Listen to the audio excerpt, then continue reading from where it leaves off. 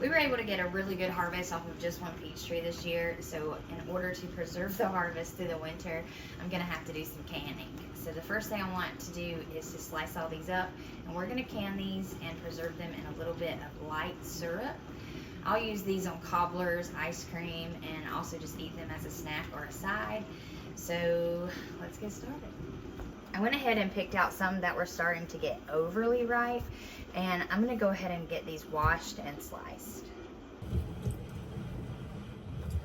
Just to save on water, I went ahead and filled up a little pot with water, and I'm just washing the peaches in that same water. I feel really lucky to have been able to get this harvest before we sell this house and move. So this should be enough peaches to get us through until our new peaches at the new property start to produce. Got me a pot of water heating up over here, and now I am scoring each one of these peaches. Once this water comes to a boil, we'll throw these in there and blanch them for 1 minute, and then take them out, let them cool and dry, and that should allow the skin just to slip right off. I'm gonna go ahead and start cutting out any bad pieces too that I see. Make me a chicken bucket. I'll throw all the scraps in here, and then we'll take them out to the chickens, give them a little treat.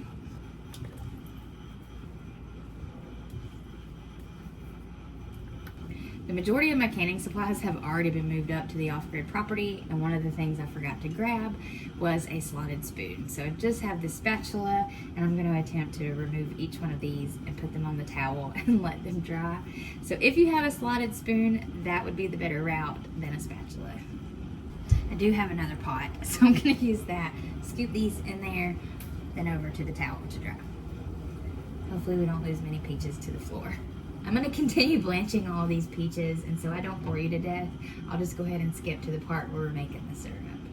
Before I make the syrup, I've got all the peaches out, they're cooling down, and then I've also got all my jars in the canner boiling. We're going to go ahead and sterilize these since I'm going to do a water bath method. We're going to go ahead and put together our syrup, and all of my measuring cups are also at the off-grid property. So in case you have never noticed, some of your mason jars have measuring cups on the side of them here. So we're just going to use our mason jar as a measuring cup and go from in there. So we're going to use about 5.5 cups of water to about 1.5 cups of sugar. So I'm going to go ahead and put that together now. I'm using organic cane sugar just because that is what I want to use, but if you just got regular old sugar from the grocery store, use that. You ain't got to get fancy. I usually like to use filtered water. We don't have a filter here, so we're using tap water. Use whatever you want. I feel like society's moved toward a pickier way to can and do things. Well, we don't really need to be that picky and peculiar about stuff. So that's 1 cup. I go up to 1.5.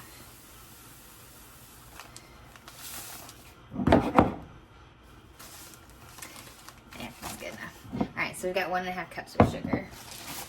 But yeah, do what you want to do. Don't let like people who are super picky about the way things are done get to you or make you think that you can't do things. We do with what we got around here, and if I only had regular sugar, that's what I'd use. If I only had honey, I'd probably use that too. So I'm going to go ahead and get this stove heating up. Pour that in there. And then I'm going to use that same water just to rinse out the jar, just to make sure we get it all out. Alright, so we're going to heat this up until it dissolves. Once it dissolves, then we'll put it into our jars of peaches. The blanched peaches have started to cool off, so I'm just going to go ahead and start peeling them. And then we're going to cut them up, and we're going to fill our jars up with them. You can do these in halves, quarters, little slices, squares, however you want to. If you're gonna give some of the scraps to the chickens, you do want to keep the pits away. So I'll just throw these in the compost, and maybe we'll get a peach tree out of it. That's our first jar. I'm gonna go ahead and fill up the rest. I've got more jars in the canner sterilizing, and we'll get all these filled up. Processing all these peaches has me craving peach cobbler now. So I think I'm gonna make some quarts of some pie filling, and then maybe if there's any left over, I can make a cobbler out of it.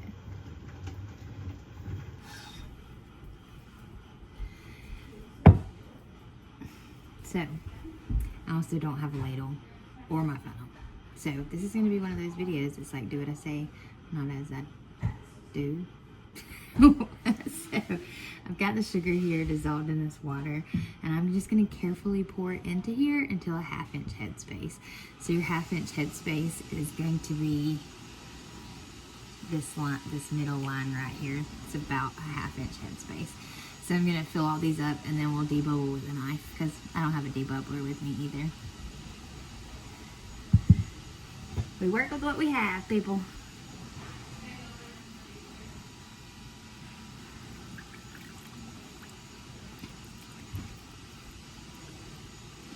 And because this is sugary, and because I don't have a funnel, I'm gonna have to be extra careful when we're putting the lids on these jars that I get every little bit off of the top, because any sort of stickiness will cause your lid not to stick.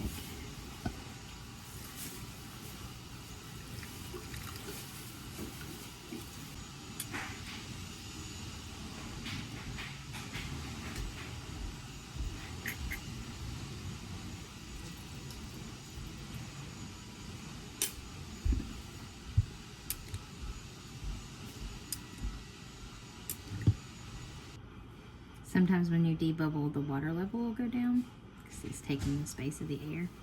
So you'll just have to fill in back up to about your 1/2 inch headspace. All right, now let's clean these jars really good.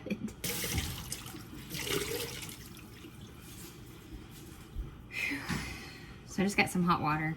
I'm just gonna go around and clean all of the jar, and especially that top part off. The bottoms and the sides isn't that big of a deal. You really want to make sure there's nothing on that rim. So I'm going to go through and do that, and then I will do your basic vinegar ripe on the rim too.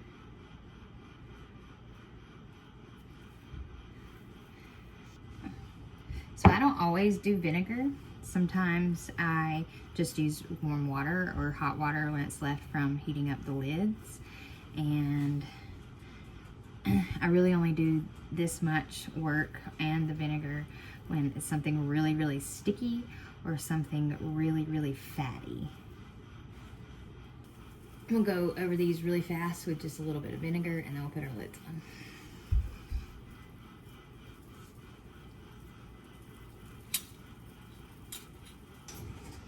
I've got our lids. I just warmed them up, and I don't have a magnet, so I'm having to pour the water out, and then we will have to fish out these lids by hand.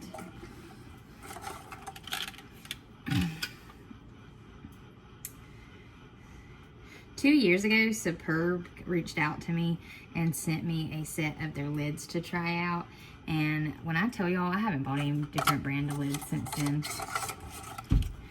I've had, during the pandemic, you know, when things were like going crazy, I guess the only thing that I can speculate is that Ball started producing lower quality in order to push out lids quicker, because there was like a huge shortage on lids and jars. Anywho, they were just acting up terrible. Every time I canned, it would be like at least one, if not 2 or 3 of my lids wouldn't be sealed. Anywho, after my first test of these Superb lids, I have not bought any other brand. Any other brand. I guess I miscalculated. Let me show you what these lids look like. Look at that seal. Can you see? Let me get you in a better light. See that seal? Can you see that thickness on there? Ball could never. So, I only use Superb canning lids from now on. So, and I'm not paid or sponsored or anything by them. Like, I genuinely absolutely love this brand. So, I'll put a link to their website down below, because they're starting to get into more and more stores nationwide. And I'll also put a link to like Amazon, just in case you can't find them. But yes, if you can find them at a local store, go for it, because we'd much rather support our local businesses than we would Amazon. Okay, so I'm gonna put these lids on fingertip tight. I'm gonna get them in a water bath for 25 minutes. I'm going to use my pressure canner. I don't usually use that. I usually just use a stock pot. But y'all know the drill already with this video. I don't have it. It's already been moved. So you'll see me use my pressure canner. This is not a pressure canner recipe. This is a water bath. All you need is a large stock pot that is high enough to cover the jars by at least a thumb. It's kind of the rule of thumb that I use. Okay, now we're moving to the canner. I'm gonna get these put in here and then I'll show you what it looks like inside so you can kind of get a feel for it. If you've never canned or water bath canned before, you can kind of get a feel for what it looks like on the inside. Also, you want the temperature to match your jars, and that's what a lot of people, when they first get started, they'll see that like their jars shatter. It's because they either put a hot jar in a cold canner or a cold jar in a hot canner. So if your jars aren't somewhat similar, you'll get some breakage. So because these were warm enough to melt sugar, I went ahead and had the water on about medium, and I can still put my hands in there, it's not that hot. And I'll give these a few minutes to acclimate before I turn the temperature up. Yum. All right, this is what it looks like. So you can see that I can stick, you know, almost my whole thumb, and the lids are completely covered. So I'm gonna let these sit for just a few seconds, and then I'm gonna jerk that temperature up to high, get this to a really, really good roll and boil. I'm gonna sit the pressure canner lid on top. I'm not gonna lock it down. Just gonna simply stick it on there so that way the heat and the steam can stay in here. And then I'll start my timer for 25 minutes once I get that good boil. So I'm just gonna put this lid directly on there, but I'm not gonna cinch it down. So just like that. It's starting to boil now, so I'm gonna go ahead and start my timer for 25 minutes. The timer just went off on the sliced peaches, so I just turned it off. I'm gonna let it kind of simmer down for the next 10-20 minutes before I take them out. So I'm just gonna give it just time to where I don't hear the bubbles, and then I'll take this lid off and then we'll pull them out. All right, and there we go. So I'm just gonna sit these on the counter.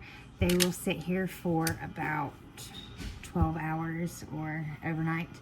And in the morning, I'll get up and I'll check all the seals, remove all the bands, and then they'll go on to the camper and we'll have sliced peaches.